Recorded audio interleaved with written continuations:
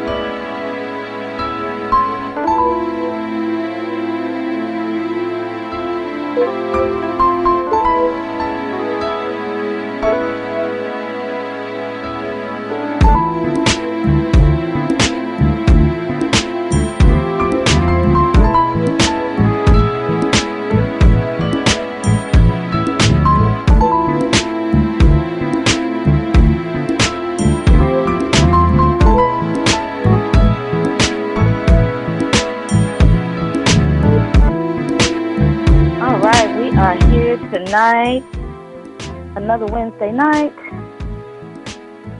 October 18th, 2017. We are in the house here at Mind, Body, and Spirit Radio Show. Namaste, Featherlight. Namaste. Namaste. I've been dancing, so I'm still up.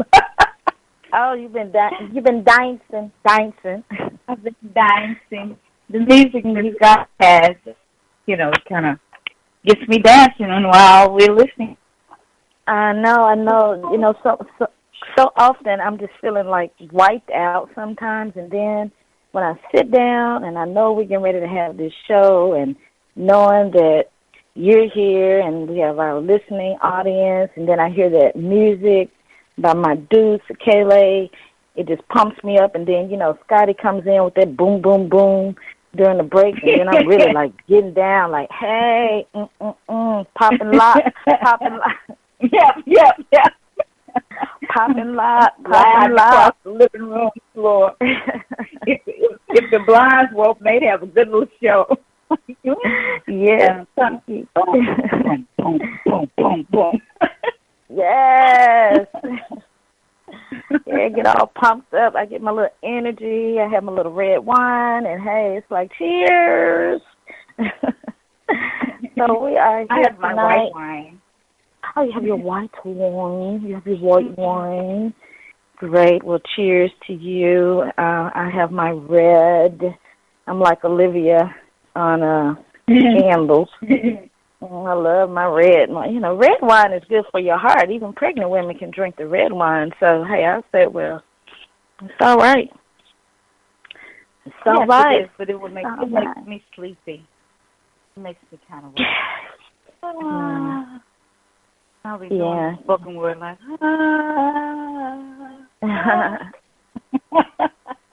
Yeah, well, it relaxes me because I'm always so hyped. So I have to have something to tone it down a little bit, and it helps tone it down. I hope that people can't hear my little chihuahua. He's in the studio with me tonight, and he's always panting. So I hope that people can't hear you, Jamie. He likes to have his little part on the radio show, too. That's his little piece. Ooh, Lord. So tonight we are picking up on part 2 of our Black Identity Extremist topic from last week, which is a hot topic, and is that COINTELPRO 2, and then also Colin Kapernick filed his collusion case against the NFL, and we'll have a little spirit talk, just whatever you want to talk about, and just thoughts on helping us have a happy, wholesome, healthy lifestyle. Let me share a quote, and this is a quote from our African spirit honoree tonight, Steve Biko, and the quote reads, "The most potent weapon in the hands of the oppressor is the mind of the oppressed."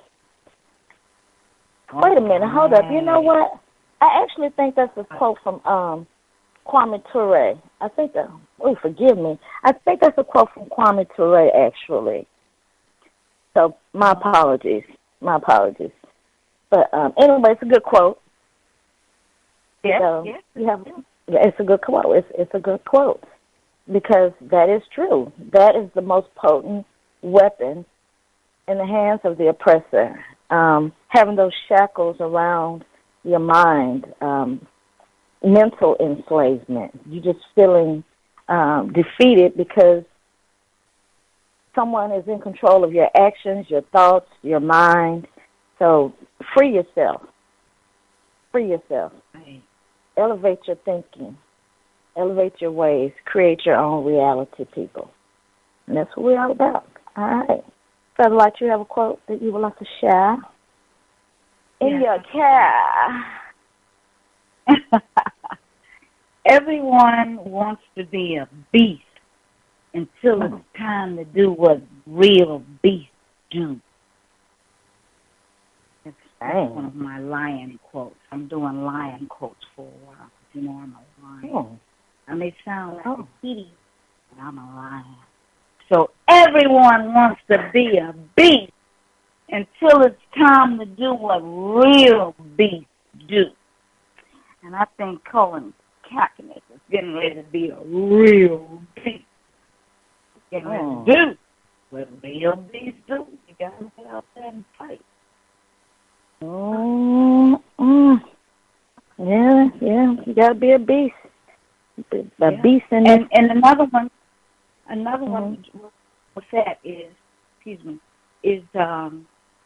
let's see, everyone wants to eat until it's time, but no one wants to hunt. See? Yes. Everyone wants to eat, but no one wants to hunt. Okay? Yeah, you don't want to hunt. You have to hunt. If you want to eat. Yeah. You want to eat.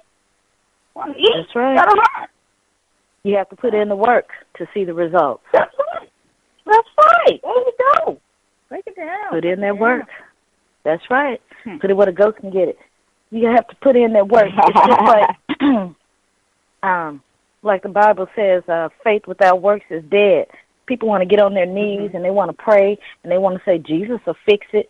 But you know what? You have God's sense. And so God gave you enough sense to get up and do, to take action. So you can't sit on the sidelines and wait on everybody else to do everything and then expect some results. And then you want to reap the benefits, but you haven't put in the work. Right. What have you contributed? Yeah, what did you contribute to the struggle? You want to ride off the backs of people. Right. Well, where you been? Where you been? What you been doing? Yeah. You just want to step in and enjoy all the benefits. No, we can have more benefits if everybody put in some work. And everybody can put in some work. You just use your talents and your skills, whatever that is. Look here, you don't have to go with all of that. Yeah. You just put in all of your talent and your skills. And then we can have more. More people, more talent, more work, more benefits. That's right. Everybody's got something that they can contribute. That's right. That's right. You have some people that march. You have some people that are the social media activists that put the word out, marching and the demonstrations. That's a form of activism. You have your group of people that research, people that find out the information and disseminate the information. You have some people that are prepared to go to some extreme lengths. That could be being arrested, like the children of the, well, not just the children, people who risk their lives for all types of movements. So, yeah, you got to put that work in, and everybody can do something. We all can do, even if it's just sharing with someone, sharing with your friend or your coworker. Right. Then you were about to say legal part. Some people are good at the legal part. You know, when it comes down to putting the text out there, knowing the legalities of things. Some people are good at that. You know, like we're calling Kapernick. I'm sure that he gave it a lot of thought before he took this next step. So it's the legal part of it. Pulling together the strategy and the plan. Some people are great with the planning. Yeah. Right. Some people are great with the planning, project planning. They strategize. They map everything out, and they organize people. And then you have the group that go out there and actually do the footwork. You have the foot soldiers. So there are many aspects to the struggle and to a movement and to anything. We can't accomplish as much as we possibly could with a group of people as we would if we were just trying to accomplish something on our own. I mean, not to say that you can't accomplish it on your own, but it's even like that support that you have, the encouragement from friends and comrades.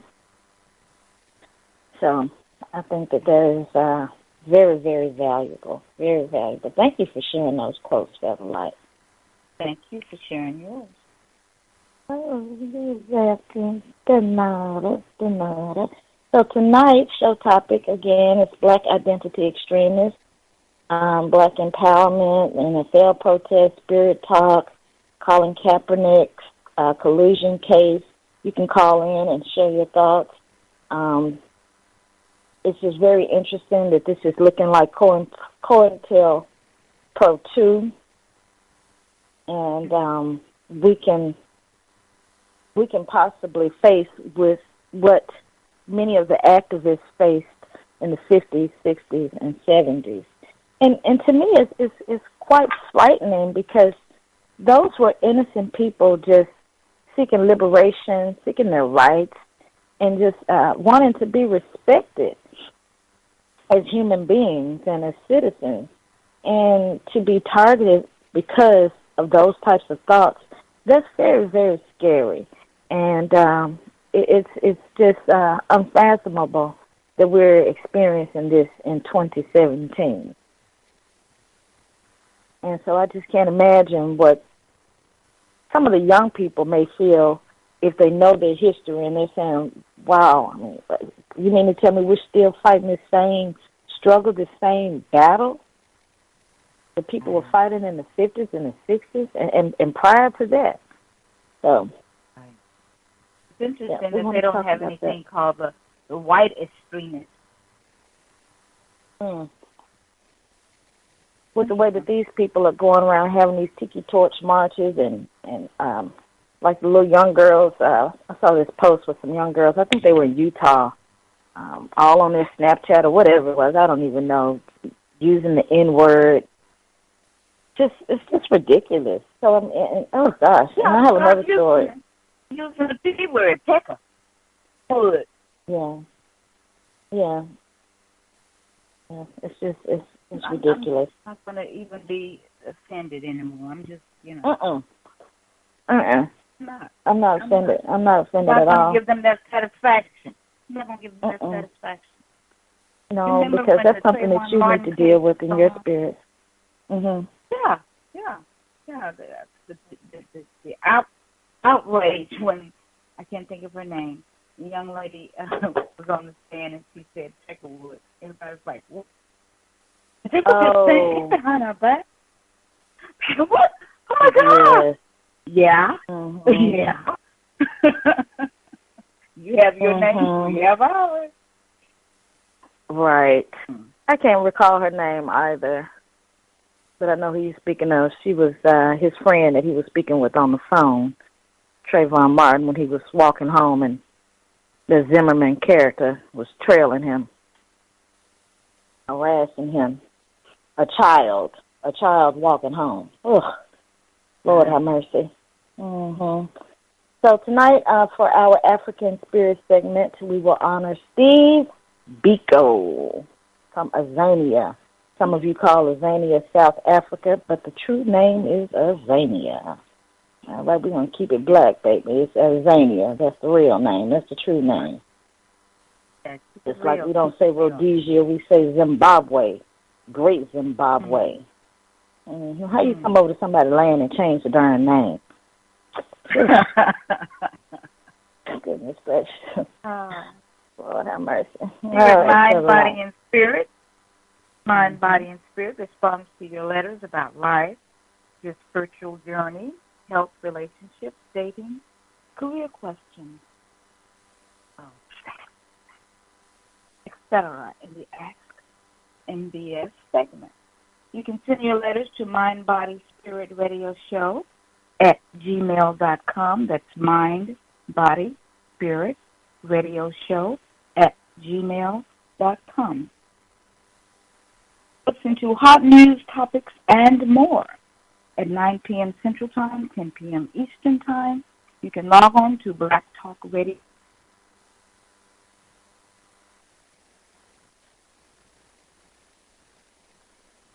Log on to Black Talk Radio. That's the last thing we heard from you, Satellite.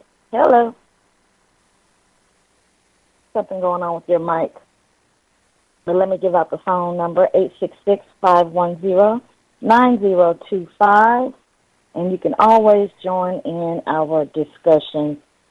I want to send out my condolences to the people in Mogadishu. This bombing that took place in Mogadishu is being called the 9/11 of Mogadishu, Somalia, because there were over 300 fatalities. People are still missing, and over 300 people have been injured. And if you recall, when the bombing took place in France, and people were saying, "Je suis Charlie," with the Charlie Hebdo and all of that, and it's like, we have all of these types of bombings and mass killings that happen in different parts of the continent of Africa, on the continent of Africa, and it rarely makes the corporate media trending news streams.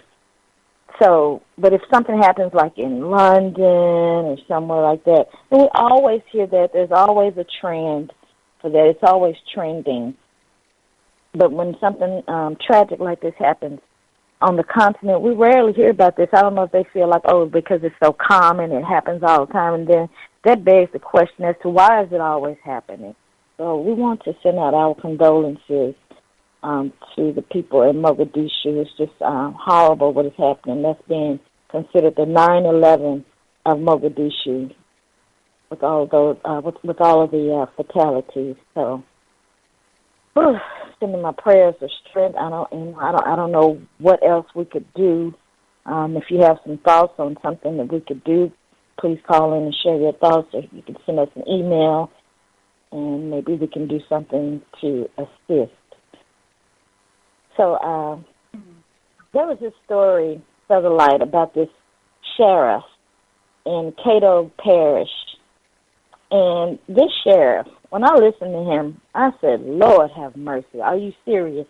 So he's complaining because some prisoners will be released. And these are prisoners that will be released. I guess they've served their time, or they're being released for good behavior. And he's upset because he said they need to keep them there because those are the good prisoners. They wash their cars, and they change our oil, and they do all this work for us. And so we just need to keep them here. And I got a whole stack of other bad prisoners. Okay, so what, you want the bad prisoners to be released? Okay, you want, what is it? What are you saying, Mr. Sheriff Man? You want the bad prisoners to be released, or you just want to keep everybody there so they can just continue working?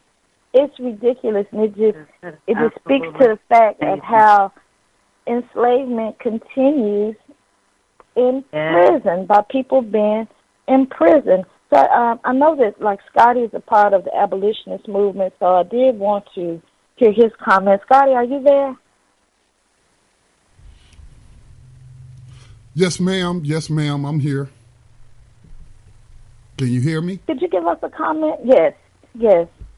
Would you like to share a comment on this story? Are you familiar with this? Yeah, actually, we just got through talking about that on New Abolitionist Radio, which you know comes on right before Mind, Body, and Spirit.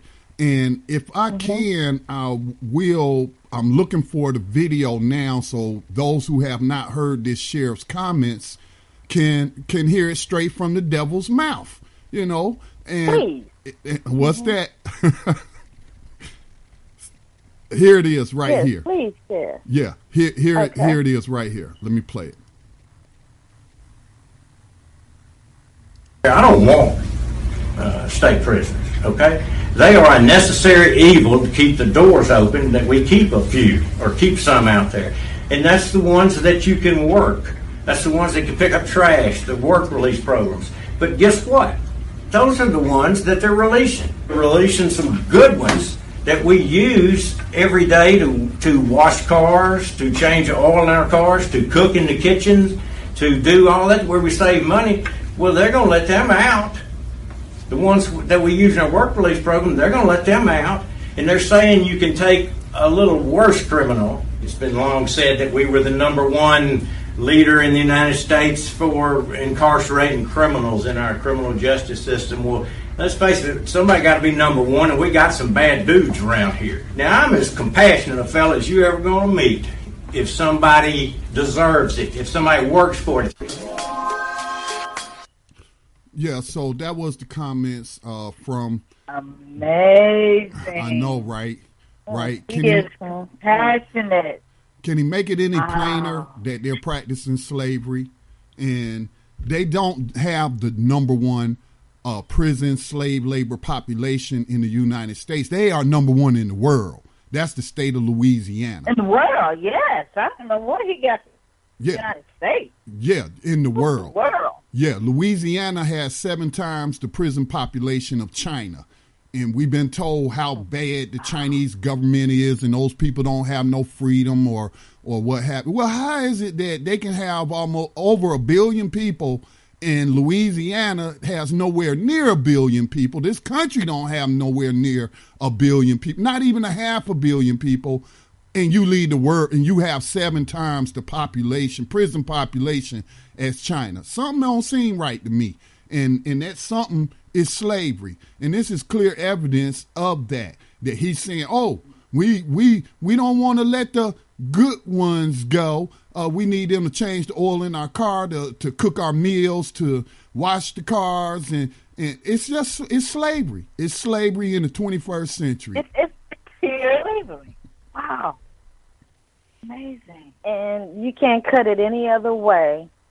That's what it is. It's slavery. And for him to have the audacity to try to justify keeping people in prison because we need them to wash our cars and change our oil and cook our food and cook our food and just continue to be slaves for us in 2017. Forever.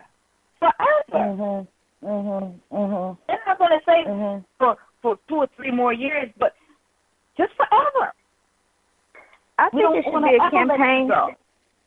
It should be a campaign to have him removed from that position. He shouldn't be reelected to that position because you want to hold people as prisoners enslaved. That's ridiculous, and it's inhumane. Well, I agree. I agree. That's on the people of that district, though. Come on, people. Right. Again, this is why they say local politics matter more than national politics. This is something that has to be dealt with on a local level. That's an elected position. Right. Mhm. Mhm. So people in that district, don't vote for him to become sheriff again when his term is up. Do not have him reelected. Get out and vote to have him out of that position and have someone in that can be a respectable human being that does not practice slavery, enslavement. Slavery. Mm-hmm. Well, thank you, Scotty, for sharing your thoughts and also sharing that video. Any more commentary that you would like to share on this topic? Yes. We need all the abolitionists we can get. So become an abolitionist and help us end slavery. All right, brother. I know that's right. And also donate to the Black Talk Media Project. Please do donate. You can always go on to Black Talk Radio Network page and donate to the Black Talk Media Project so that we can keep these shows coming to you. There are numerous informative shows with a variety of topics and subject matter that you can tune into on Black Talk Radio Network. So thank you so much, Scotty. Thank you. Anything you'd like to share, shed light on this topic? I'm just shaking my head. I know. So again, people vote his butt up out of there. Vote his butt up out of there. And I'm sure if we looked into his background, we would find some things that he should have been incarcerated for. Heck. Oh, yes. Yes. So you want to share some information about flooded cars, Featherlight? Right. Of course, everyone is aware of the Harvey storm that we had recently. And according to the recent Wired.com story, the flooding from Harvey may have destroyed as many as 1 million cars and trucks. Many of these cars and trucks are on the lots of car dealerships, and those wanting to buy used vehicles to protect themselves from unknowingly purchasing one of these vehicles. Crooks they love floods because with very little effort, they can clean these vehicles up to look sharp on the outside while the engines rot on the inside and pass them off to unsuspecting car buyers. So it's easy to avoid buying one of these destroyed vehicles by using title check at T as in Tom, X E as in David, M as in Murray, B as in Victor.gov. So what you do is you go online, you get the VIN number, get the vehicle's VIN number. Now there's a small fee, but trust me, it's very well worth it because you cannot get a decent title for this car if it is branded as part of being part of the storm, being caught in the storm. So you go get the vehicle identification number, the VIN number, off the vehicle you want to buy first.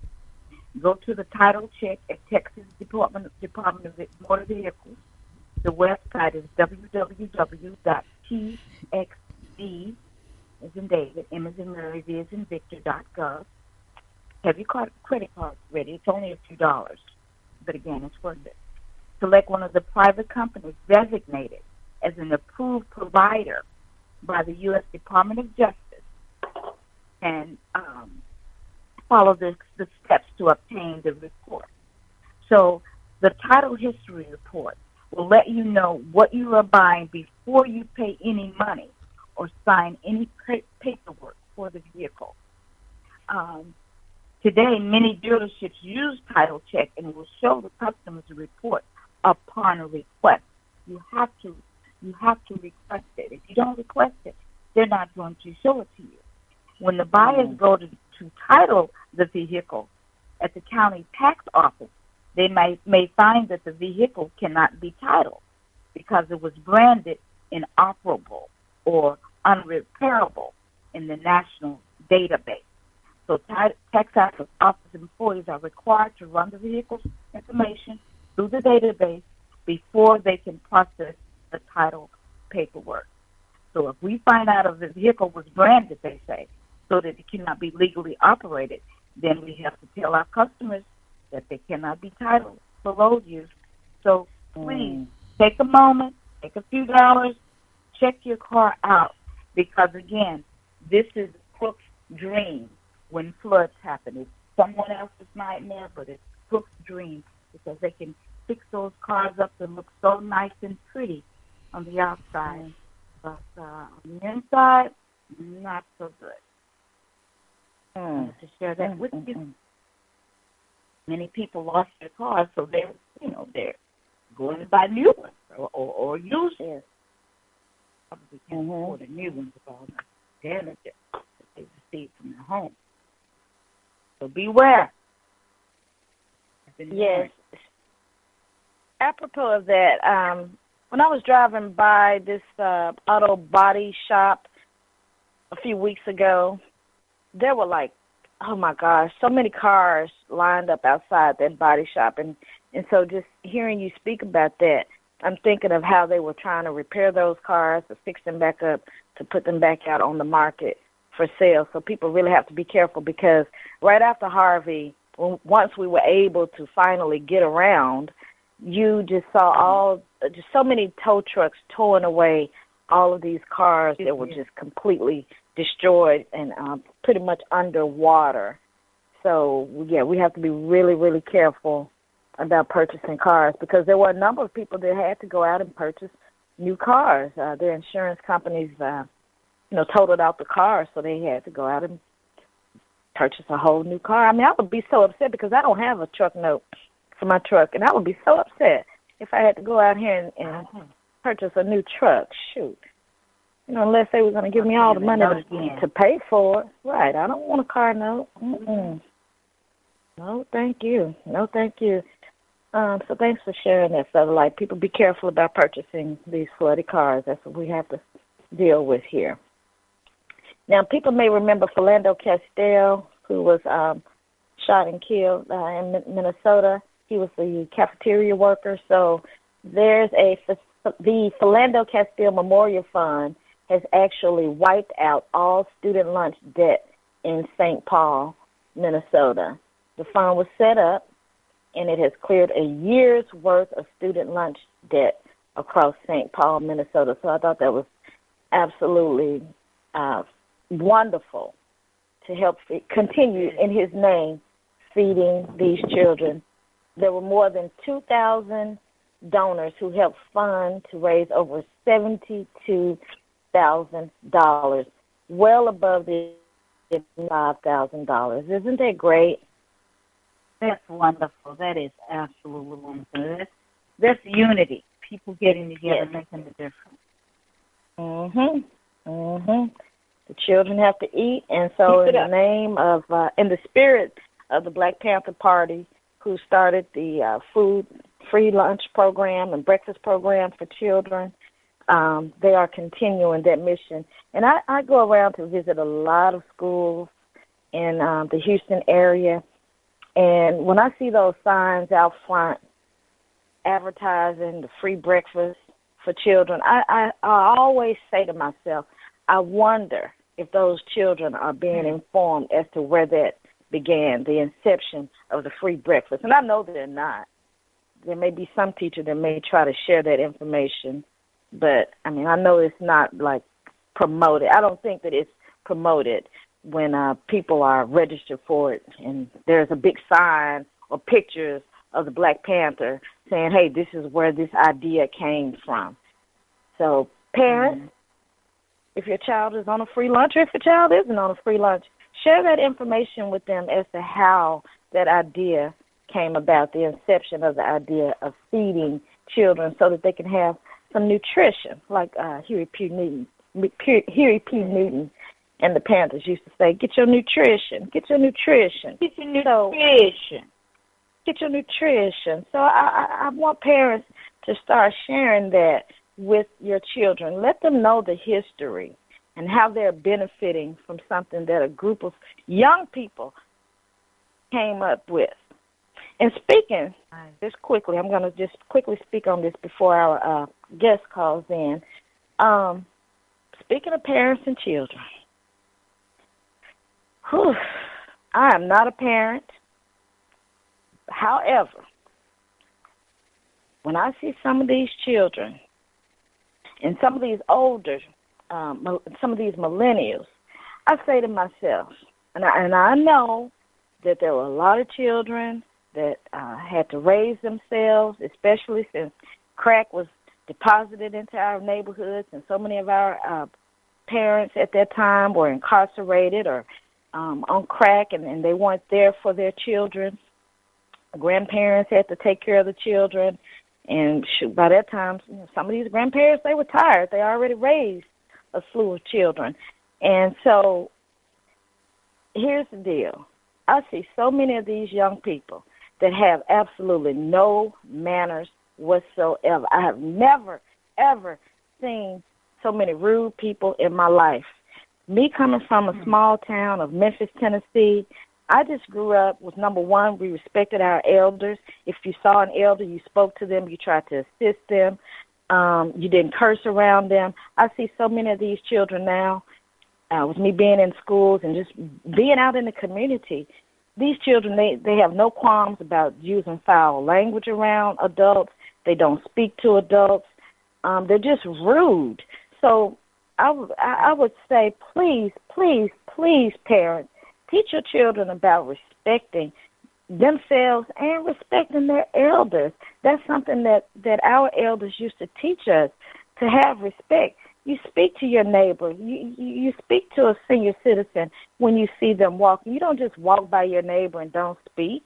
It used to be a time in Blackish, that show Blackish, they had a little segment about this, and I think, what's his name, the dad, Anthony Anderson, I don't know what his name is on the show, but he spoke to his son about the black nod, how you nod when you see another black person. Right. You remember that show, right? And so the black nod, I mean, you have so many of these people now, they don't even speak. I mean, I have to, speak to people and almost force them to speak back to me. And I just think it's so rude that we don't have that kind of camaraderie anymore, that we speak to each other. And back to these children, teach your children how to speak to others and be respectful, be loving, be kind, be caring. I just don't see that anymore, and it's quite disturbing. Anything you'd like to share on that, Featherlight? Oh, my gosh. I was walking a couple of weeks ago, and I was approaching a young lady, 22 millennial, and we actually locked eyes. We saw each other, and I said, hi. And she just looked at me as if I ran over her dog. And it just stunned me, and I turned my head, and I just shook my head, and I think I said something like, I couldn't believe it because she saw me. She had the perfect opportunity to just, as you said, nod your head if you don't want to open your mouth. But wow. And I saw this same young lady today. I was walking my dog, and we were, within, blowing breath of each other. And I didn't realize it was the same young lady. I thought it was another young lady. So, I did what I always do. I said hi. And we were so close. If she had did like that, I would have felt it until she said hi. And I thought, that's that young lady that didn't speak the last time. She spoke this time. And I felt like, well, I got to speak. I didn't speak to her before, But it was you almost have to force these people to speak. I'm baffled. Yes, you have to just pull it out of them. And the same with the young men around here. There's this one guy, I see him all the time going back and forth, and he looks at me as if, I don't know, like I've done something wrong, and I say hi, and goodness gracious, you don't know me, I live over here. Can't you just open your mouth and pretend to speak? Give a nod head or something? They've been beaten down so much they've adopted such a nasty attitude. Yeah, just beaten down. But we have our guest, Angela Lewis. Let's welcome Angela in. She's going to talk to us tonight about her business and her cosmetics line. Welcome in, Angela. How are you? Hello, I'm good, and yourself? Thank you. Well, we want to welcome you to the Mind Body. Can we hear you? Yes, we can hear you just fine. Okay, good, perfect. Yes. We want to welcome you into the Mind, Body, and Spirit radio show. Now, Angela is a relative of my business partner, Randy Short, and he was telling me about your cosmetics line. He showed me a picture of you, and I said, oh, she's so beautiful, and I love her makeup. And I've been saying for about the past couple of years that I need a makeover. I need to get my little, get my groove back. And so I've been trying to get back into makeup. I used to be a makeup fanatic. I would wear all the little eyeshadows and the bronzers. I've gotten back into my bronzer and all of that. Now, I love my lipstick and I love my mascara, but I need to just get back into what they call beating my face. I need to have my face beat. Yeah, so talk to us about your cosmetics line. Okay. Well, my cosmetic line is called Glam Fix Cosmetics. I offer glitters, mink lashes, foundations, liquid matte lipsticks, eyeshadow palettes, and highlighters. My company caters to women of color. Offer a lot of vibrant colors as far as the glitters and lippies. A lot of times as Black women, we're afraid to play in colors, but I love color. So I started this line just to, help women that are afraid of colors to appreciate and love colors. So that's what my line is all about. And I like what you said about the vibrant colors, because I read this story, I think it was in Essence magazine, about this fashionista, Nigerian fashionista, and she gives colorful makeup tips, and she spoke about just exactly what you just mentioned, how sometimes we're afraid of those colors. I know I am, because like I said, I used to know how to apply my makeup, but now I'm afraid that I'm looking clownish if I have different colors. And so I kind of stick with my red lipstick, like a nice pink or like a neutral type of color. So when you speak about us like playing with those different colors, what are some colors that women with different skin tones or darker skin tone, especially darker women, that's what this Instagram fashionista speaks about, how sometimes women with a darker complexion, they're afraid to maybe use that fuchsia pop color. So what are your thoughts about that? Well, personally, our skin is the best skin to wear all colors, blues, greens. I mean, I wear lippies in all colors. I think what sets it apart is when you actually do your whole face to kind of get into a color scheme with your lips and everything. You can't just pop on some blue lipstick and go, with nothing else done. In my area, I see that a lot. I see girls with purple lipstick, no eyebrows, no nothing. So that kind of looks strange. But if you are going to go into color, you can make it look very, classy just by playing with your eyeshadows, playing with your highlighters, playing with your lashes along with it, and just, creating a whole look. Black women, we look the best in colors. We're the ones that don't look like clowns when we pull ourselves together. So I think colors are for us. And now let me ask you this, because you're also a makeup artist as well. So when I read in some of the magazines about how to apply the color, is it better to have, say, neutral lips and more color on the eyes, or can you do the color on the eyes and the color on the lips together, and the blush, the colorful blush, or should you do like a neutral color blush? What's the best arrangement for the makeup or application? The crazy thing is there's no rules to makeup. There's no rules. I do loud eyes, loud lips, loud blush, loud everything. And sometimes I just want to be neutral all over. Or sometimes I'll do a neutral lip with a loud eye. Or sometimes, like today, I had a neutral eye with a loud lip. I mean, it just all depends on your mood. In my personal opinion, when I get up and I do my makeup, it's about my mood. It's about what I'm wearing. It's about if it's raining or snowing, or if it's hot out, or if the sun is shining, or if it's cloudy. All those things come into play when I do my makeup. If I'm going for a night out, I might have a popping lip and some popping eyes. I might do glitter lips and glitter on my eyes. And, it varies. It just depends on you. I don't think there's any specific rules to makeup. Now, I love the whole glitter look. Go ahead, Feather. Oh, yes. Yes, I'm obsessed with glitter. I have 24 different colors with my line. I have fine glitters and chunky glitters, and I use them both for my eyes and for my lips. And people have really been going crazy over this glitter lip craze. So basically what you do is put on your liquid lippy, and before your liquid lippy dries, you just pat on some glitter. And that's perfect for a night out or event. I went to a pageant. I wore black glitter lip. People just lost their entire minds.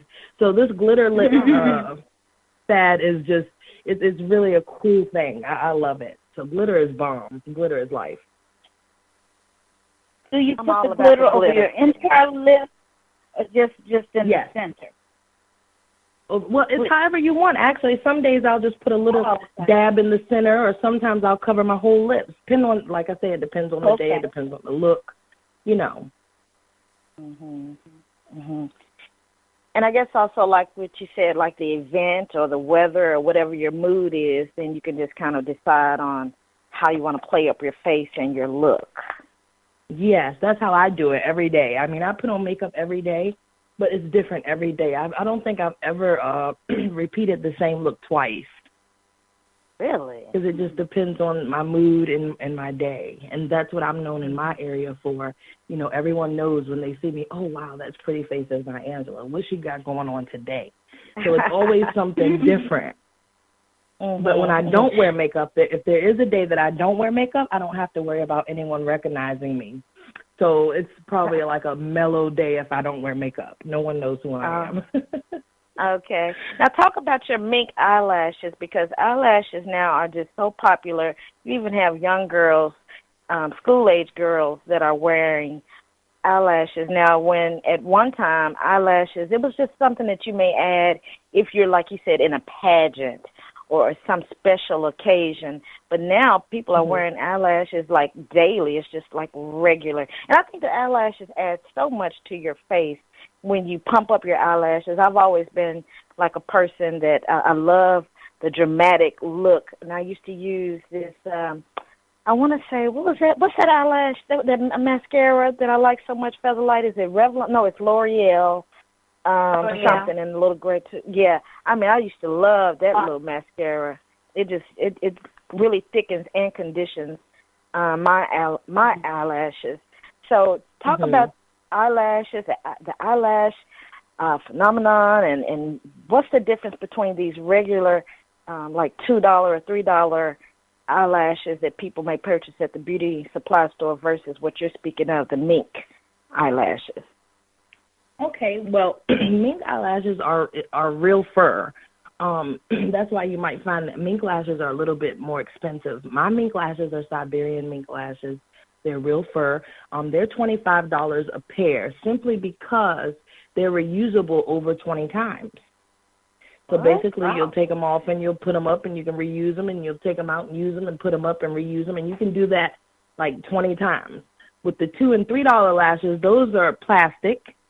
And you shouldn't reuse those. They won't last long enough for you to really reuse them anyway. So I just think minks are a better bargain.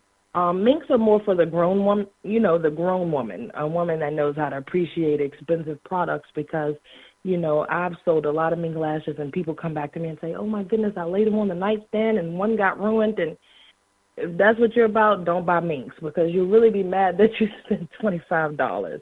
But minks are more natural looking. It's just a better look. They don't have that shiny plastic look. The cheap lashes, they kind of look kind of shiny if you shine a light on them. These look like real hair because they're real fur. So personally, I prefer mink lashes over the cheap ones. And I started off with the cheap ones because I didn't know any better. But once I learned about minks, I haven't gone back since. Oh, okay. And in terms of the eyelashes, so if you use the what you have, the Siberian mink eyelashes, do you wear them for a couple of days and then remove them, or you just keep them on as long as you want and then remove them and can apply them again, or what? Well, in order for them to have longevity, I suggest that you, when you clean your face at night, you take them off every night and just reapply them the next day when you're going to do your look. I don't suggest you sleep in those eyelashes because it's very important that you clean your face at the end of each day, because underneath of your makeup, you want to have good, healthy skin.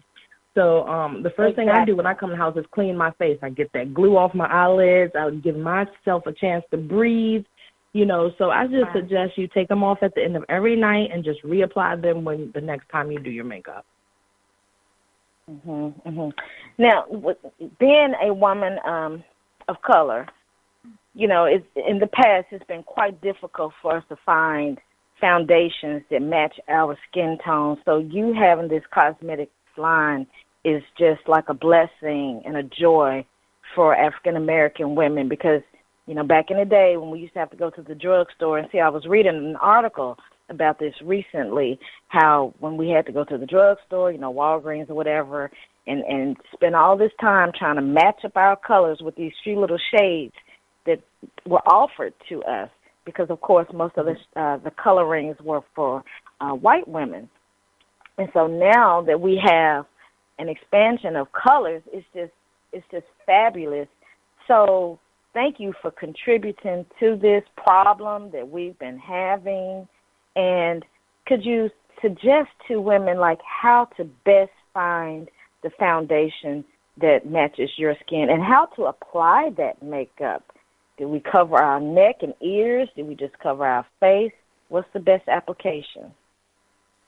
Okay, well, when picking a foundation color, it's best to swatch on your jawline area. That's the area you want to swatch, because a lot of times as Black women, we have 5-6 different colors on our face, different tones. Like, I'm light on my cheeks, I'm light in my T-zone, but I might be dark around my chin. You wanna match your jawbone area. So even if your foundation is a little bit darker than you, don't worry about that. You want to match your chin area. That's how you're going to find your color, okay? And then, like I said, if it's a little bit darker, don't worry, because all of your concealer and all of your setting powders are going to bring your tone down to a matching tone, period. So even if the foundation is darker, your powders, your concealers are going to lighten you up. So don't worry about that. That's how you're going to match your foundation. Always match on your jawbone. Never swatch on your hands. Never swatch on your forehead. It's always your jawline that you're gonna match with. Okay. Perfect. Mm-hmm. All right, Featherlight, you have any more questions for our guests? I was a makeup artist also with Estee Lauder, which we all know caters mostly to European women, and we were taught in class, if you're going to do if you're going to pop the eyes, downplay the lips. If you're going to pop the lips, downplay the eyes. So I was glad to hear you say it doesn't matter, whatever it is that you want to do. If you feel like popping your eyes and popping your lips, and do them both. So it's interesting to hear you say that, because, as I said, we were just taught, you don't do both. It's too much. Mm-hmm. But again, it's who you're catering to and who's wearing it, And it's true to swatch the jawline. That's what we were trained to do. Match that first. Now it's interesting when a woman of color would come to the counter, and I would swatch her, and I said, okay, this is your color. I think you're a suntan, whatever. Whatever I would say that's your color, she would always say, no, I think it's a little lighter. They would always want to go lighter than what I told them. And it would be the opposite with the European women. I would say, this is your color. And they would want to go darker, obviously, because they wanted to have a little bit more color in their skin. And I found that so interesting. Women of color wanted to go lighter than what I told them, what I swatched. I'm an expert. Trust me, I know what I'm talking about. But they always want to look lighter than what they were. And, again, the European women want to look darker than what they were. So it was an interesting situation to be in. Of course, I told them what they wanted. But I like that you said it's whatever you feel like doing. And I do agree with you. The more color you have in your skin, the more you can play with it. Women of color can just do whatever. Colors look wonderful on us. Absolutely wonderful. I do fuchsia, red. I got purple, light purple, lavender. I just do it. Just do it. And I smile and do it. Look good. And play with your And a lot of times when we're taught you know, we learn other people's techniques. So I'm completely self-taught. I picked up how to do eyelashes or how to match colors and stuff. I learned everything that I learned off of YouTube, but as I grew, I developed my own techniques. And, you know, makeup is just trial and error. You have to find out what works for you, you know, as an individual. Right. So that's why I don't, and where I'm from, you don't have to have a license to do makeup, which is good because I don't do well, you know, following other people's techniques. You know, I have a license in skincare, but as far as doing makeup, you don't have to have that here. And that's good. So when a client sits in my chair, they have to sign a disclaimer. Now, I will ask what color do you want on your eyes or lips, so forth and so on, but they have to follow my lead when it comes to foundation. I deal with a lot of Africans, and a lot of African women that are very dark-skinned, they want to be light. But in my personal opinion, I just won't do that. I'm not going to do that. You're welcome to get out of my chair and go elsewhere, but I'm not going to do that because my name is attached to that. So, you know, if you can want some blue glitter or some blue lips, I'll do that. But I'm not going to make you 10 shades lighter and you go out here looking crazy. And then you say, oh, Angela. No, my name can't be attached to that. Right. Because as African American women, we know that, like, when you're photographed and you don't have on the right foundation, you look like a dead person in the casket. It just doesn't look right. Yeah, that chalky look. Yeah, that flash is serious. That flash will tell on you for sure. Every time. It will. Every time. So how can people purchase your makeup, and how can they follow you? And if they want their face beat, how can they get their face beat by Angela? Okay, well, my makeup website is www.glamfixcosmetics.com. Glamfixcosmetics.com. That's my makeup website. I usually ship the same day, really fast with shipping if you place an order. Lipsticks are $5 right now, by the way.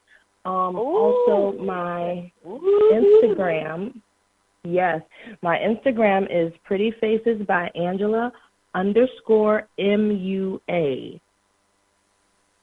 That's my Instagram. Okay. And my website for my makeup. Oh, I'm sorry. Pretty Faces by Angela _M as in Mary, U as in under, A as in Angela. Okay. Got it. That's the Instagram.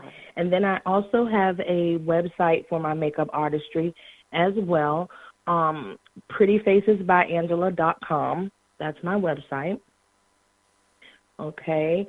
I have a few, so bear with me. I also have a beauty concierge. Basically, we are on-demand beauty service. I own this.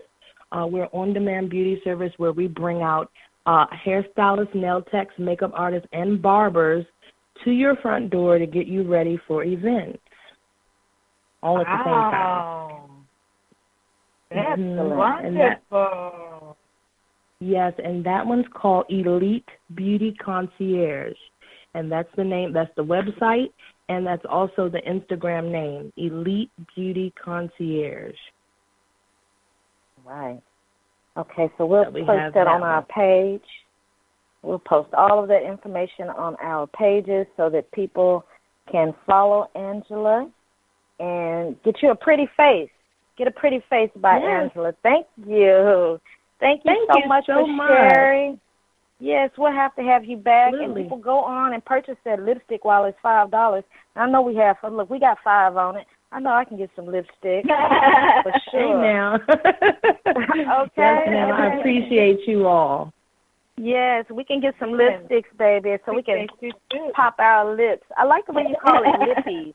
I like the lippies. I'm going to plagiarize you on that. Lippies. You know, and if you order a lippy, I'll throw a glitter in there for y'all so y'all can play with the glitters. Oh, yes. Great. Yes, definitely do that. Okay, thank you so much, Angela. I will be purchasing some lippies so that I can have my face popping as well. Yes, ma'am. You're very welcome. And you all have a wonderful night. You too. We'll have to have you back. coming on. I'll take some pictures with my new lipstick also. Perfect. And make sure to tag Glam Fix Cosmetics.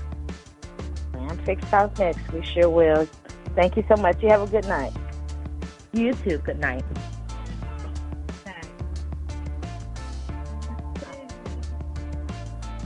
And we'll be right back. You're tuned in to the Mind, Body, and Spirit Radio Show. We'll come right back with Feather Light with a little Love the Body, and we'll get into our topic, and you can share your thoughts and comments tonight. We'll be right back.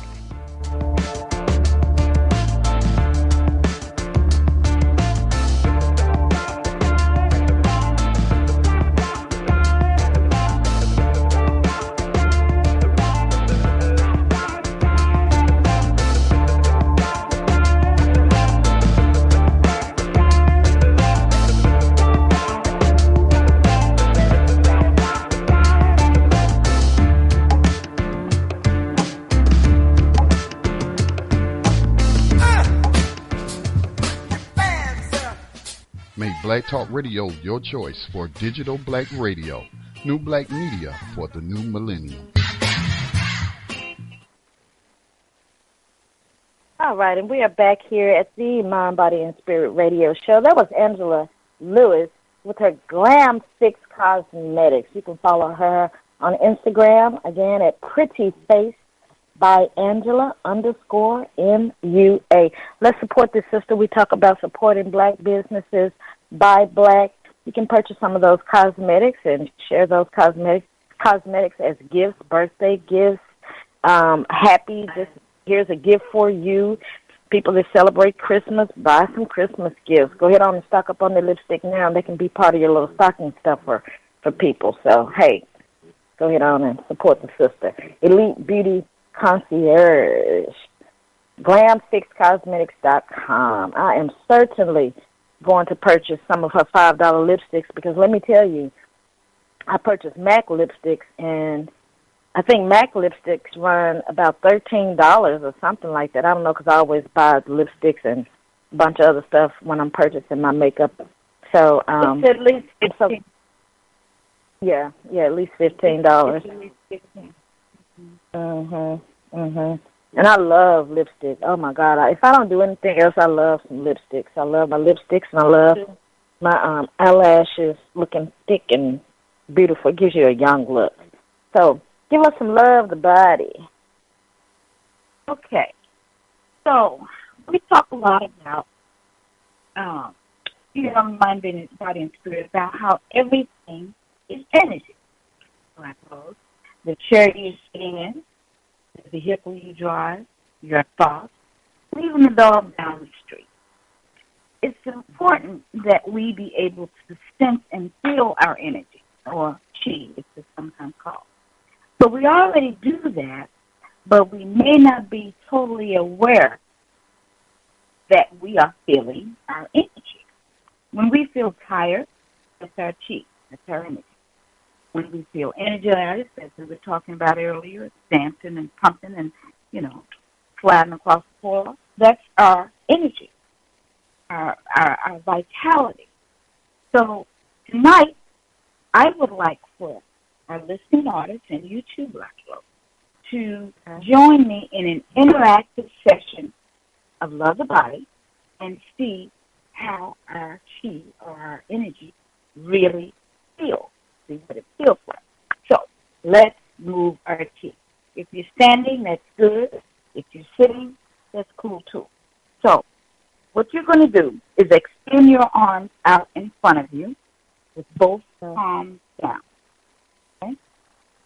Now, turn over one hand. It really doesn't matter when you're doing this by yourself, but since we're doing this all together, we want to turn over the right hand.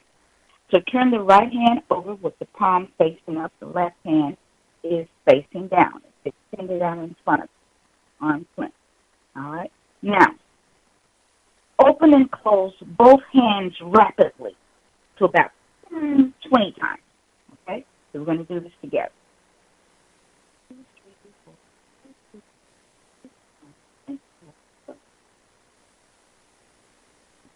19, air a couple more. All right? Now, switch. Put the right hand down, turn the left hand palm up. Do the same thing. You're opening and closing your hand.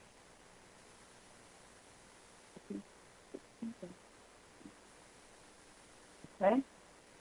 So, now, have both palms facing each other. What you've done is you've activated the nadi, which is energy channel, in your hand. Okay? So, bring your hands to about 6 inches from each other, and then pull them apart. And do it again. Bring them close to each other, and you're doing this slowly. Your hands should be kind of tingling. You should feel kind of a tingling sensation. You bring them I do feel the tingle. Okay, good. That's your chi. You've activated your chi in your hands. Your hands are actually, keep doing this as I'm talking, sort of pulsing your hands together. Bring them close and then pull them apart. Bring them close and pull them apart. Your hands are actually magic. That's where your hands are like suction cups for your chi. Now, pulse your hands together, do 3 or 4 times. Now, put one hand over the other, not touching, still about 6 or 8 inches apart, and make a little ball and sort of pulse the ball up and down, okay? You should feel sort of like a pool. You should feel your hands tingling. Now, rotate the ball, your ball of energy, up with your right hand on top, and then rotate it with your left hand on top. Keep it about the same distance apart. And just imagine that this is a ball of energy that you have created, okay? This is your chi.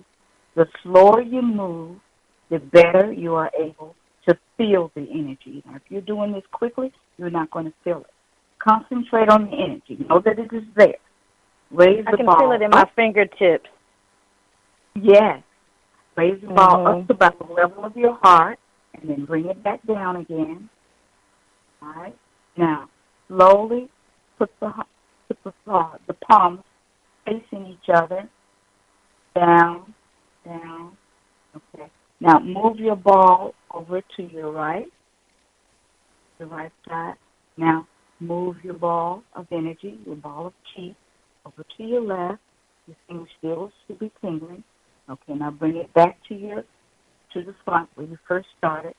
Now, take both of your palms facing down. What you're going to do is you're going to smooth out your chi. You're going to bring it down slowly, and then just smooth it out, just as if you're smoothing out an ocean. Just smooth it out. So once you activate your chi, you have to smooth it out because it's still pulsing. Okay? Now, you have just activated the nadis or energy channels in your hand, and you have deactivated them on your own. Okay? Here's another one. Here's another simple thing that you could try in the morning to start your day. It takes less than 2 minutes. Stand with your arms spread out as if you're about to hug a tree.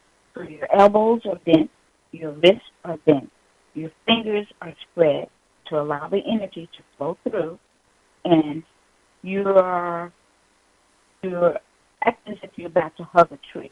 Now, slowly, very slowly, bring your arms together to hug the tree as you bend your knees. Okay? Now, straighten your legs and return your arms to the original position. They're sort of spread out. Okay? Bring the arms together like you're hugging the tree. Bend your knees. And then when you raise back up, bring your arms apart. This is called hugging the world. Hugging the world. Yes. Empaths and light workers believe in hugging the world. Can you feel that, Steve? All right. So when we do our breathing session tonight, we will feel our chi. So that's our love about it. Thank you. I did feel the energy. I did. and it really did relax me too. I almost went to sleep, but I love that. Yeah, I felt the energy. At first, I felt it like in what do you call the area, like the area close to your wrist. Can't think of what you call that. That part of my palm, I felt the energy there, and then I felt it in my fingertips as we progressed. So I definitely felt that chi. Yeah, your chi is very important. Very important. Very important. So last week, Featherlight, we were talking about the NFL protests and black identity extremists, this new report that was released or obtained, and people began to find out that black activists are now being considered as black identity extremists. And the FBI warns that black identity extremists pose a growing threat to law enforcement. The report was very troubling, and the vague language that's targeting black activists. To me, it's very, very reminiscent of COINTELPRO. And during the 50s and 60s, when COINTELPRO was very active, alive and well, you had so many people that became targets of the government. And so I kind of want to touch on that as well as hear your thoughts on Colin Kaepernick. Does he have a winnable case? Now, Scotty has a video on BTR News. I have not had a chance to watch it. I will view it tonight. So I did want to watch it, Scotty. I did want to watch it before the show so that I could be able to comment, but I just didn't get a chance to. I was so tired when I came in today. I just had to take a nap. But people that are considered like black empowerment activists, they'll be considered as terrorists, could be considered as terrorists or extremists. And if you're considered a terrorist, you don't have due process. So this is very scary. You cannot have a lawyer. You don't have due process. It's just like people that are taken away to Guantanamo Bay, and then you'll never be heard from again. And I just think that that's just really, really horrible. It's threatening to us. And I want to hear what people think about that. Now, if you're not familiar with COINTELPRO, let me just share just briefly. It was a governmental conspiracy to liquidate the revolutionary leaders of Black America and the left movement, people of the left movement and social justice movements. Now, people that were targeted were not just black people, as some of us may think, but Native American movements, the Chicano movements. The U.S. government was threatened by the growing unity of the movements for social justice. Now, J. Edgar Hoover, of course, with his cross-dressing tail, was a person that instituted this, and it involved wiretaping. It was in place to disrupt and discredit and disfame a lot of political radicals. So some of the groups, again, that were targeted, like the Puerto Rican, and I know last week, not last week, the week before, I believe, when we were talking about Puerto Ricans asking for help, and we spoke about how, like on Twitter, there were a number of black people on Black Twitter saying, you didn't identify with the struggle, you weren't down with us. But as Scotty pointed out, you had the Puerto Rican movement that was down with the black struggle. That was the whole mission of one of the missions of COINTELPRO, to prevent the unification and coalescing of these different groups that were fighting for liberation. So again, you had the white left, you had the black liberation movement, you had the Mexicans, Chicanos, Native Americans, Puerto Ricans. And in many cases, you found some of these people in their apartments, handcuffed to a chair, shot in the back of the head. There was a neutralization of black leaders. Let's see, in 1897, when Puerto Rico was granted autonomy from the Spanish Empire, of course, the United States went in a year later and invaded Puerto Rico. So these people have been fighting for their rights. If you look at some of the pictures, you'll see that there were Chicanos, Puerto Ricans, Mexicans, Native Americans, white left groups. They were all united, marching and fighting for rights. And the way that this whole COINTELPRO was discovered was when the group group of activists went into the office, one of the offices, to burn the draft papers, and that's how they discovered COINTELPRO, how so many people were being targeted.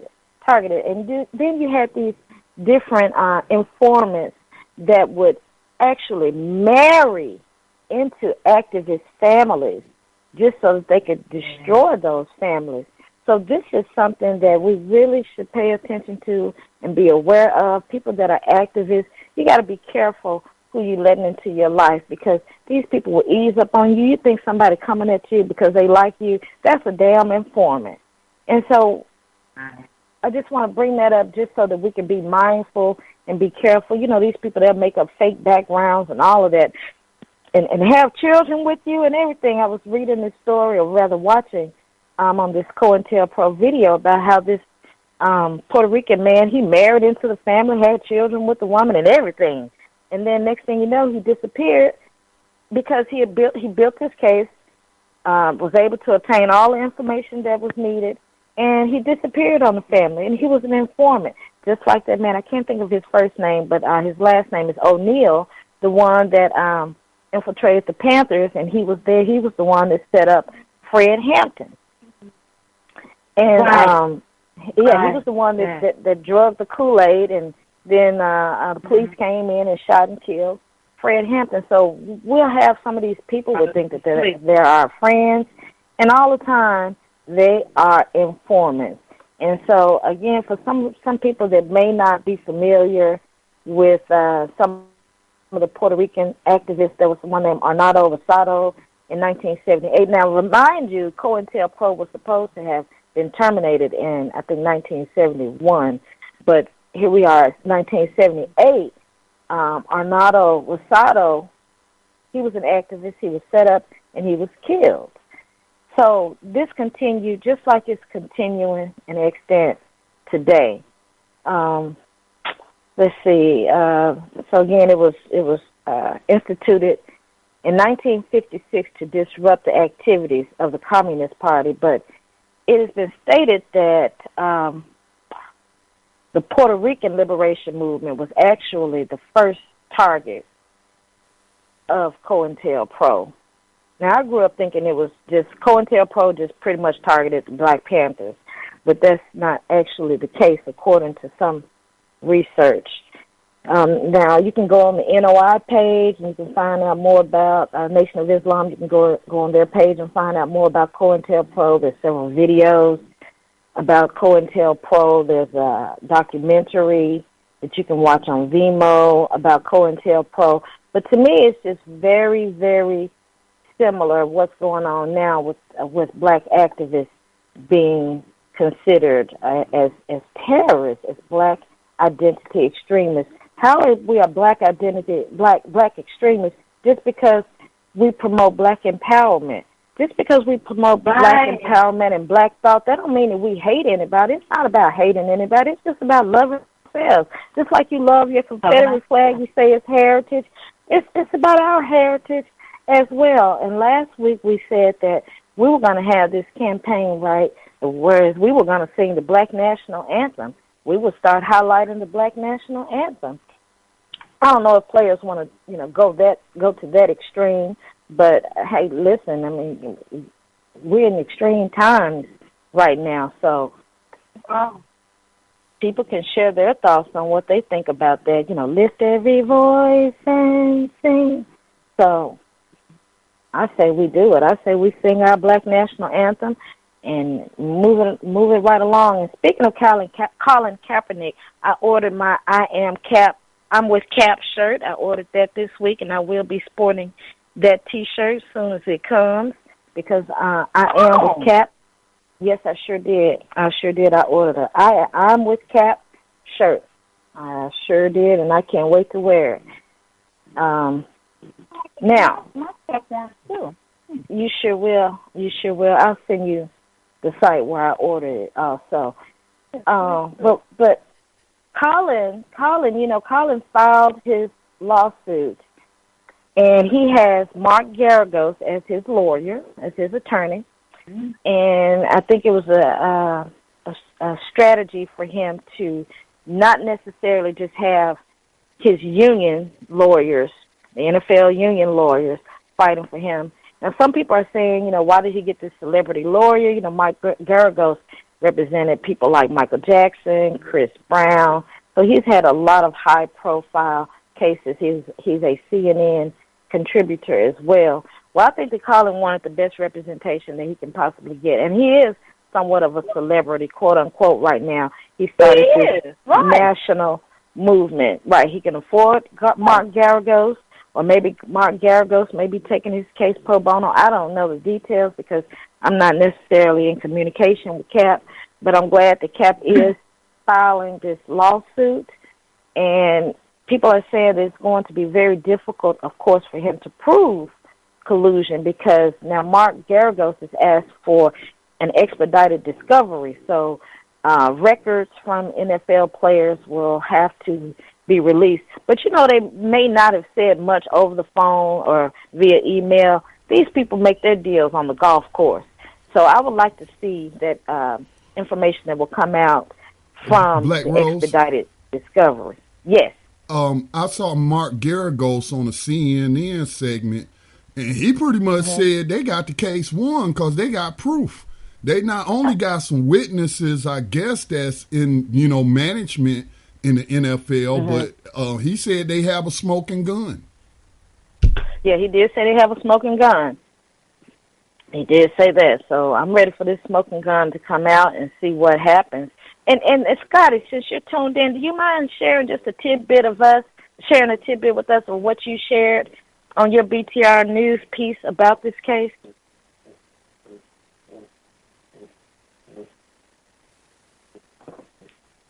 Scotty? Yes, I'm here. I'm sorry, I had myself muted. I'm not sure which segment you're talking about, but I have been keeping up with the case.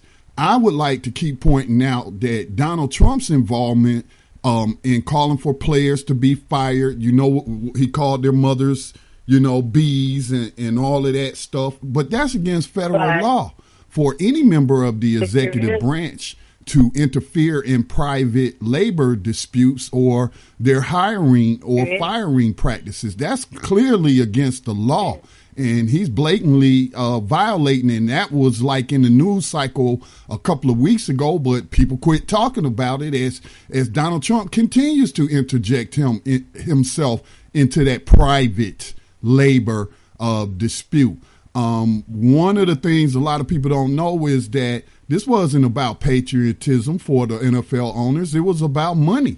They were paid money to have these military flyovers, unfurling the flag, the military color guard. That's all one big commercial, one big propaganda effort to get people to join the military and what have you. And so while some people have said, and I was a little bit confused about this at first, but, on some of these jobs, we do not have constitutional rights to, say whatever we want or do whatever we want. But their situation is a lot different than ours, okay? They have a very strong players union.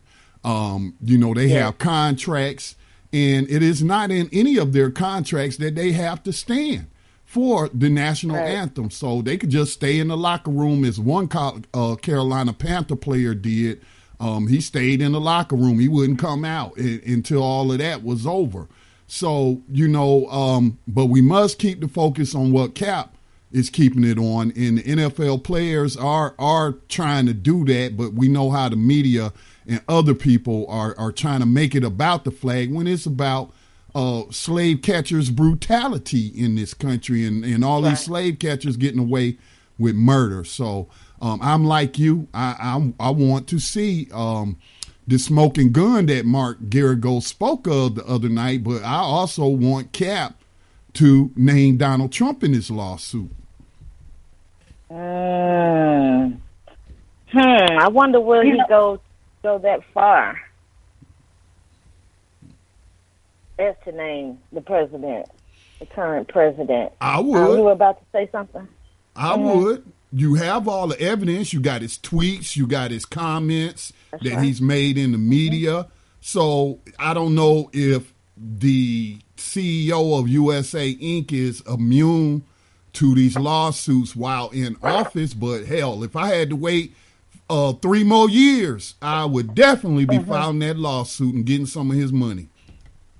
Yeah, because he specifically said that they should fire these football players. And as you stated, it's not about the flag. And I'm so tired of people trying to deflect and make it about the flags and make it about the veterans. When Donald Trump, people now are talking about how he was somewhat insensitive in speaking to the widow of, what's the man's name, LaDavid, who was killed over in Africa, and they left him over there. And then Donald Trump called the widow and said, well, he know what he signed up for. Yeah, of course he know what he signed up for when he went to the military. But then there's still this matter and manner of having a respect for the dead, especially of veterans, since y'all talk so much about the veterans. And we do appreciate our veterans, those that serve. And, yes, they do know what they signed up for. But you don't say that to a widow, a grieving widow. Okay, goodness gracious. So maybe Cap will bring that up. I would love to see that. Yes, sir. Let me add something to what Scott has said about it being like patriotism. Okay.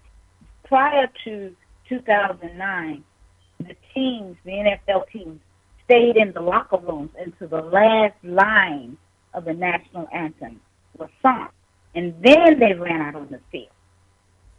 They did what they were paid to do, played ball.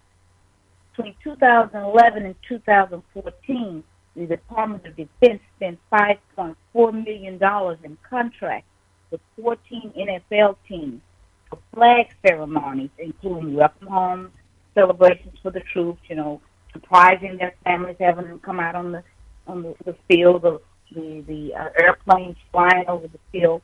And between 2013 and 2015, the National Guard got in on it and spent another $6.7 million. This is taxpayers' money now to NFL in an effort to increase military recruitment. They felt that if the fans saw their favorite team saluting the flag and honoring the national anthem, this would encourage more patriotism and, of course, be more patriotic themselves and increase recruitment. Because according to the law, which we just said, the government cannot force citizens to be patriotic. They cannot force citizens to salute the flag. But private companies, private employers can stipulate this in their contract, whatever they want to. They can say, don't wear tennis shoes to work. If you do, then you're fired. So the government actually got in through the back door to encourage everybody to become so patriotic to the flag, and that's how all of that got started. And then, as we said before, it's really not about the flag. And I was reading some of the comments of some of the celebrities who had something to say about this, like Shaq. You all know about Shaq. Shaq says, well, my uncle and my dad were militaries, and you just don't desecrate the flag. Okay, so my father, 2 of my brothers, my nephew, they all served in the military. But it has nothing to do with that. It doesn't have anything to. I'm down with Cap. I'm down with what he is fighting for. He is not fighting against the flag and or the national anthem, which really started out to be a personal point by Francis Scott Key in the first place, who actually abhorred black people. He said that they were, very low people. They were what? They were an inferior race of people. Yeah. Well, that was in the the third in stanza the song. of the Hey, you know song. what? But You know what, Featherlight? Somebody ought to ask Shaquille O'Neal if he even know what desecration means. Because nobody's desecrating any flags. somebody probably told him to say that. He doesn't even know what it means. Lord have mercy. Yeah, Shaq, he needs to just sit down with all of that. Hey, we need to take our quick break, and we'll just briefly go through our African spirit, highlighting Steve Biko, and then we can pick right back up on the conversation, and you can share your thoughts and your comments as well. We'll be right back with African spirit.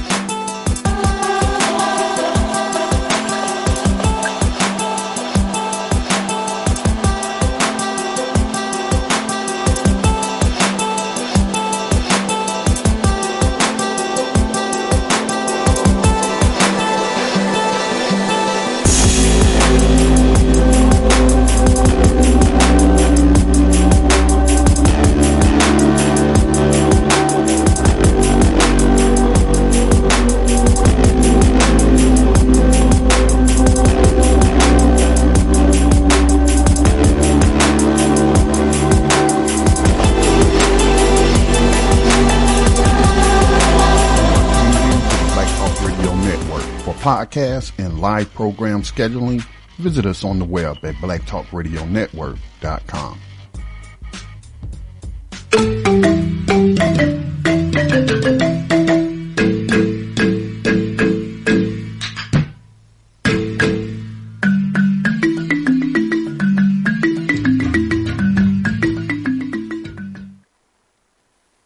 And you are tuned into the Mind, Body, and Spirit radio show. And tonight, for our African Spirit segment, we are celebrating and honoring Steve Biko, the late, great Steve Bantu Biko, born December 18th, 1946, in the Eastern Province, now Eastern Cape.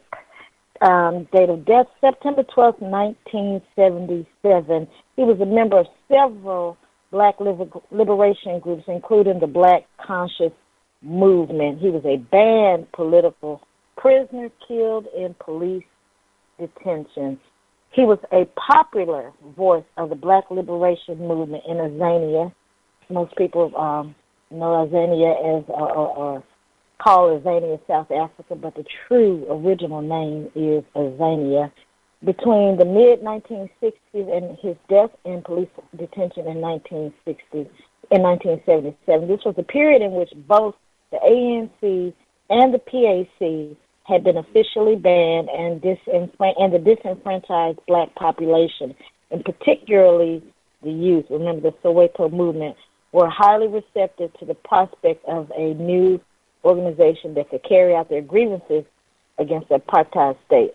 Thus, it was that Biko's Black Conscious Movement, the BCM, came to prominence, and although Biko was not its only leader, he was its most recognizable figure. It was Biko, along with others, who guided the movement of student discontent into a political force unprecedented in the history of Azania.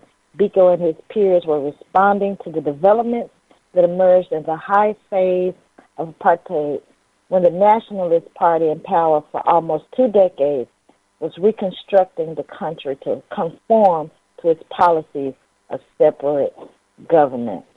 He was killed before his 31st birthday. His influence on Azania was and continues to be profound.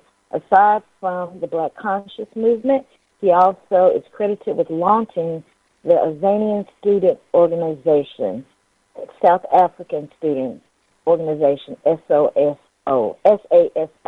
which was created as a Black alternative to the liberal National Union of South African Students, NUSAS. It is necessary to disambiguate this move, as Biko is frequently misunderstood to have been anti-white. This categorization is demonstrably untrue, as Biko had no issue with white people per se. His target was almost ultimately white supremacy and the apartheid government. Steve Biko, we honor you tonight here at the Mind, Body, and Spirit Radio Show. Namaste, we do. Namaste. Namaste. Yes, indeed. Steve Biko. Oh, yes. So back onto our topic, people continue to try to deflect and say that people kneeling and all of this is unpatriotic.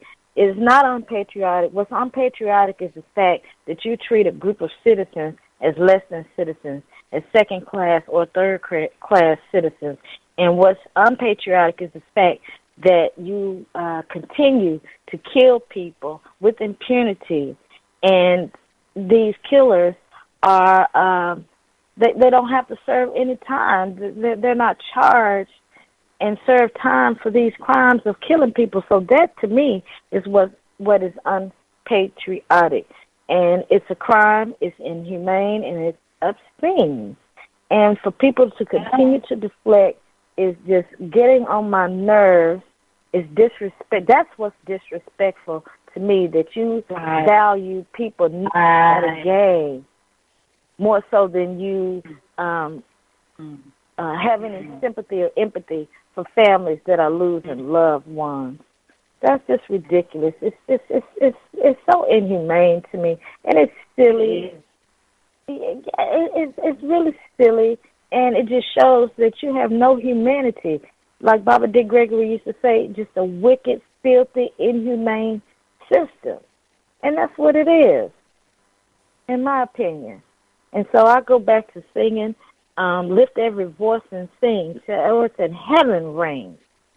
Ring with the harmony of liberty. Because you are wrong. Wrong is two left shoes. Like the old people used to say. Like my grandmother used to say, you're just as wrong as two left shoes.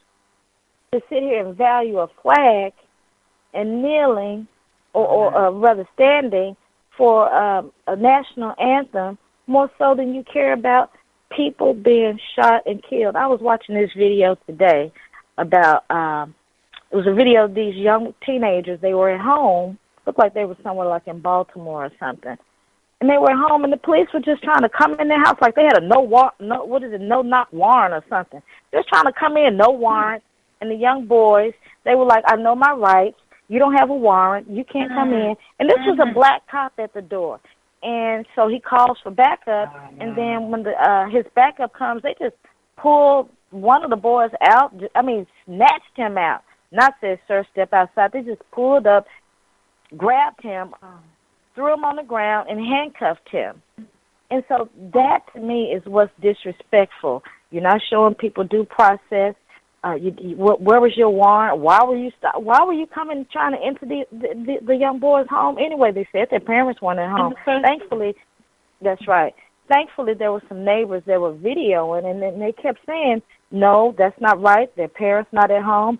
Where is your warrant? Why are you even here? So to me, again, that is what is disrespectful. That's what's disrespectful. You have any thoughts, Satellite? Not only do they get off, the perpetrators get off without even a slap on the wrist, they become famous. They become rich. People donate all kinds of money to them in their so-called defense. And it's just, it's horrible. It's like, okay, so you killed someone in cold blood who was unarmed, but now you've got thousands and thousands of dollars behind it? Mm-hmm. And then when they try to deflect and also speak on Chicago, this is when I know they're basically just trying to deflect from what the whole inception of Colin Kaepernick's kneeling was about, the police brutality and social injustice. Then these people, they'll point out, well, what about the violence in Chicago? Okay, again, the violence that's happening in Chicago is suspect, at least, okay, to say the least, rather. And wait a minute. Let's go back to how you always highlighting all these mobsters and gangsters. You have mob shows. What was that one? Sopranos and all of that. You always highlighting and glorifying these mobsters. And a lot of these mobsters, they came out of places like Chicago and Memphis. And let's not forget about that black site that was reported about a couple of years ago, that black site where you had they were capturing, police were capturing these people, just disappearing them for days and questioning them. And this was an actual black site. Right, in Chicago. So don't talk about people that's shooting up each other and all of this stuff. Well, look at all the violence that's been going on in Chicago. That's what I kept saying in the beginning when people kept talking about Chicago. It's not like all of this violence just started. Chicago always have been like that, just like Memphis has always been like that. Memphis was a gambling town. In fact, they had so many killings going on in Memphis, Tennessee, back in the day, that some of these, what they call the saloons, they would have like a little trap door right above the coroner's office, right above the morgue, because when somebody was shot and killed, they just slide them right on down there to the coroner's. So all of this is nothing new, right? None of this is new. So don't try to act like all of this violence just started with black people coming around. Come on now, let's keep it real. And then if we want to talk about some violence, like I said, when these people start trying to talk about, what about that violence in Chicago, come back on them and say, what about all of this crime that's going on with these opioid addicts? All of these opioid addicts, which are primarily white males and females, they're prostituting themselves, they are stealing, you have these needles, all of these syringes, and it's illegal to have a syringe unless you have a prescription for it. So where y'all getting all of these syringes from? That's illegal to have. And then you're using an illegal drug with a syringe. So don't talk to me about violence and crime when you have all of these people all across the country, from New Hampshire to Maine, New Jersey, Ohio, West Virginia, all of these people that are addicted to these opioids and all of that. So people, don't let them come at us with that, what about that violence in Chicago? Tell them, what about that violence that's going on with all these opioid addicts? What about that? So back to this black identity extremist, I want to know how people feel about this. And another thing, you have these people like on some of the social media sites, like on Twitter, and particularly some of these feminists and women that want us to always come together and support them on this cause and that cause. But what about people coming together, uniting and coalescing with us now that we are once again being a target of the FBI? I don't see anybody coming up and saying, well, you know what, that's wrong, and we need to support you guys on that. I have a question. And that's not right. That's not fair. We're going to start a hashtag about that. I have not seen that. I have not heard people talking about that. But they so focused on what Harvey Weinstein has been doing, as if nobody knew that there was a casting couch in Hollywood, like it's something new. Right. You know, now I'm not saying that it's wrong. That it's right. I'm not condoning it or anything. But it's just like when the case came up with Bill Cosby, and people were talking about, he gave this woman Quaaludes or whatever and all of this stuff. That's what people used to do back in the day like that. Remember Spanish Fly? That was common. It was right. Like, what is that? The ecstasy. So Spanish Fly, I don't even know if it may be the same thing. I don't know, because I don't ingest any of those types of drugs. But that was common, especially and particularly in Hollywood and in those party disco eras. That's what people were doing. Again, I'm not condoning it, and I'm not trying to marginalize or discredit anybody that was abused by people like Harvey Weinstein. Yes, it's wrong. He should be punished. And my sympathy goes out to women. I, too, am a victim of sexual assault and molestation. So trust me, I know. I feel the pain. Black Rose, I have a question about that. And, please correct me if I'm in the wrong here.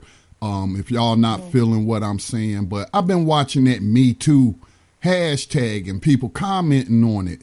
You know, those victims of Harvey Weinstein and people saying, me too. You know, sexual assault happened to me too. Rape happened to me too. And I saw some black women saying that chastising men who said me too. That I was molested as a little boy or I was sexually harassed, you know. Wow. And they were saying, hey, this is about women. Y'all need to shut up. Yeah, that's the vibe that I was getting was that, oh, these men trying to hijack it. And I felt I felt like, you know what, you're disgusting me right now because the issue should be about rape and sexual assault. Yeah. It shouldn't be gender specific. So when you ask males, you know, because they be talking about we need men to support us women. And okay, so you ask for support, and so a man comes along and say, you know what, I support you because me too. And you're going to say, because you a man, your pain don't count. We focusing on women right now.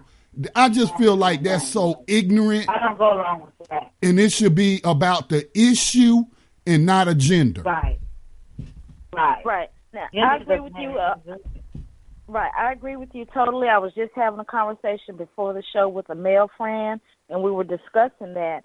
And the thing about it is, I think it's great that men are able to join in on that hashtag Me Too, which was actually, now people are crediting Melissa Alano with starting that, but I was watching Democracy Now!, and there was actually a black lady that started that before hashtags became popular, the whole Me Too.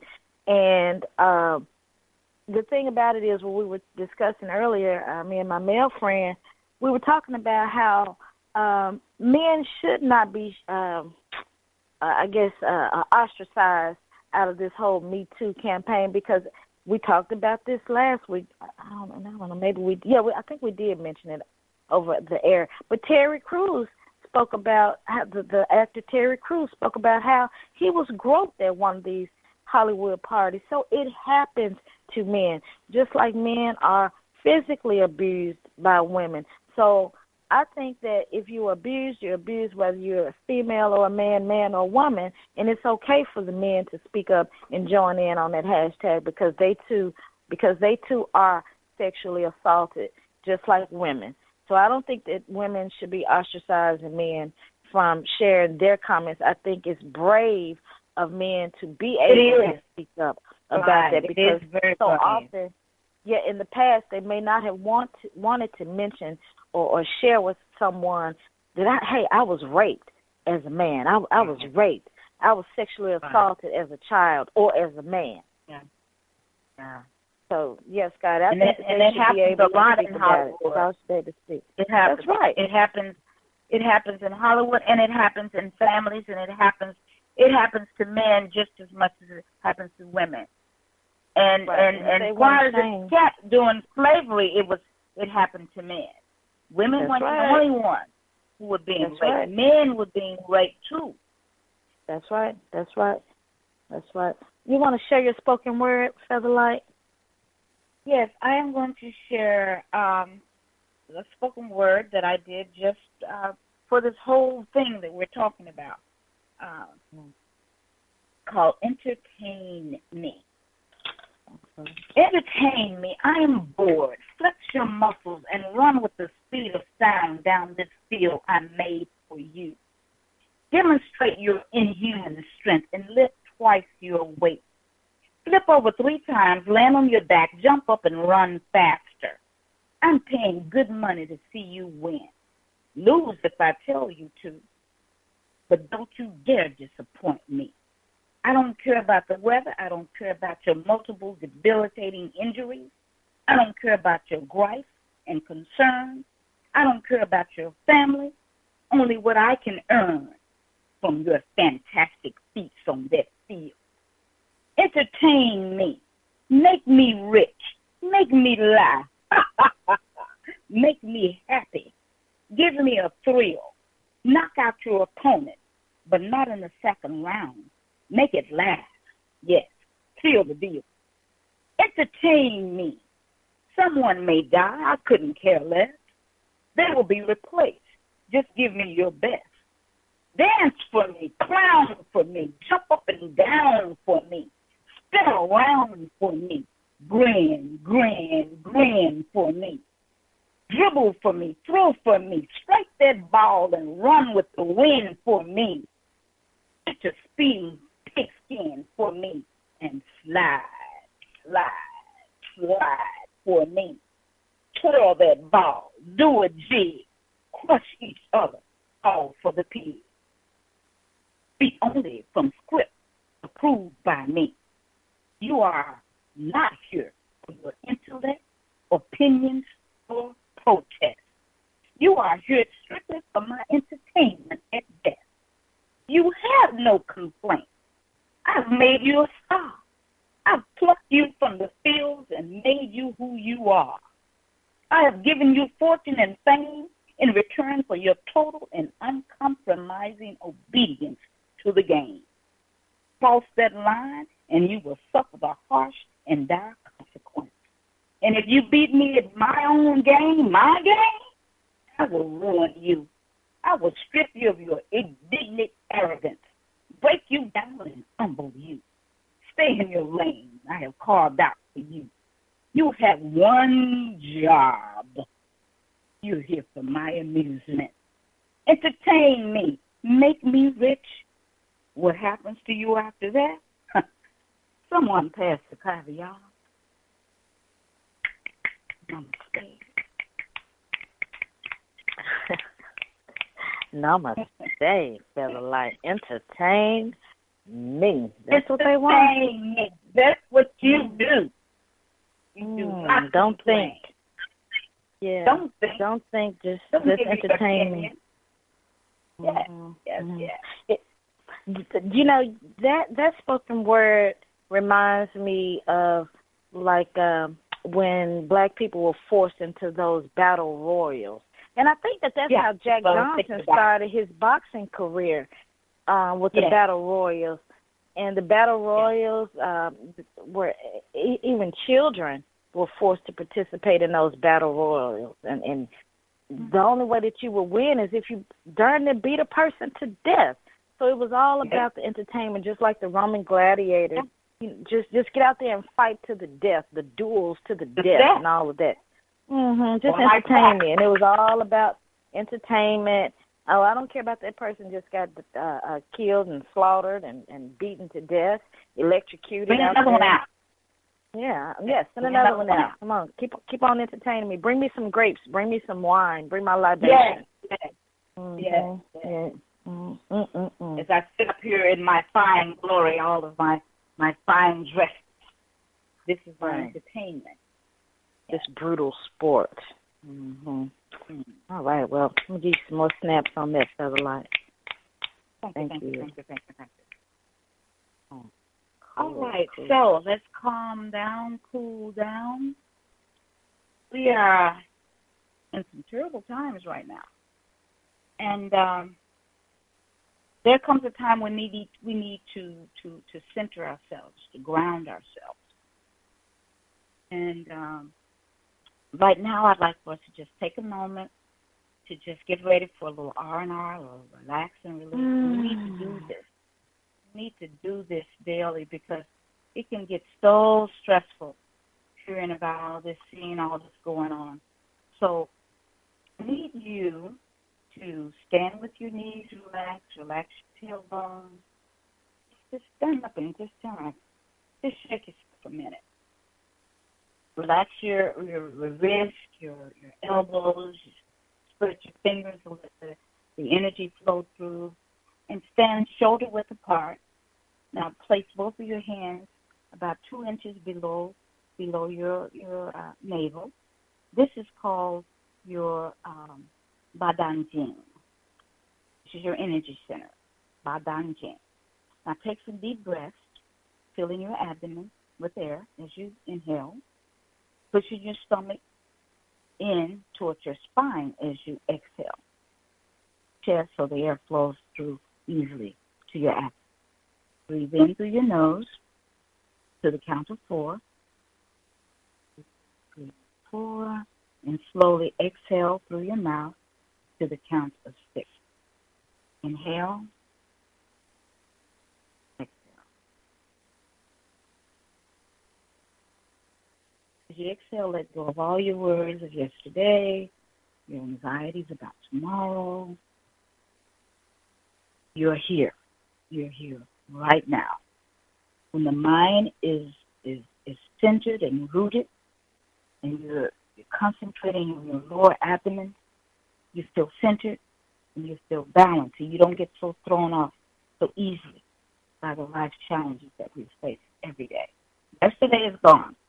Forget about it. It's gone. Tomorrow hasn't arrived yet. You are here, right here, in the present moment. So now, spread your feet a little bit farther apart, slightly farther than your shoulders. And then let your hands hang loosely at your sides. And just start moving, twisting from your waist and your hips. Okay, and let your arms follow. Then let your arms hit your lower abdomen, your badanjing, and your lower back. Okay, just twist. One of your arms is hitting your abdomen, lower abdomen, and the other one is hitting your lower back. Your lower back is called the Niemen, or the door of life. And this is an energy center on your spine, and is one of the most powerful points on the body for vitality and hormonal balance, and as well as for peak performance. So the knocking stimulates this point and wakes up your energy. Okay? So this is great for doing it first thing in the morning, and it's also great for loosening your stress at the end of the day, because you're twisting. And if you want more of a twist, just look at your heel as you're twisting. Now, bring your arms to your chest and knock on your lung points. And the lungs connect to your protective chi, and it's called the Wei Chi. So take some nice deep breaths as you're doing this and boost your immune system. We're going into the cold weather, so you want to boost your immune system. All right? Bring your hands back down and slowly bring them down to your side and slowly come to a still. Now, this is the last thing we're going to do. We're going to feel our chi.